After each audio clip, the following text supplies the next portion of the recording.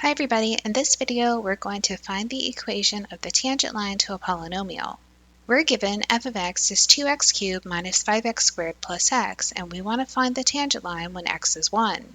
We'll start by finding our point, so we're going to plug 1 into the function. F of 1 is 2 times 1 cubed minus 5 times 1 squared plus 1, which is equal to negative 2, so our point is 1, negative 2. Next, we want to find the derivative of our function. Using the power rule, we have that f prime of x is 6x squared minus 10x plus 1. Then to get our slope, we'll take our value of 1 and plug it into the derivative.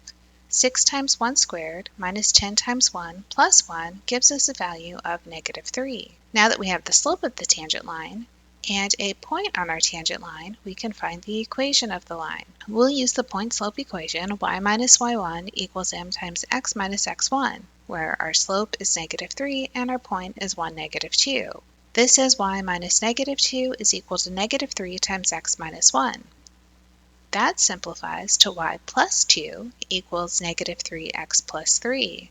When I move the 2 over to the right, I get y is negative 3x plus 1, where the value b equals 1 tells me the y-intercept of our tangent line.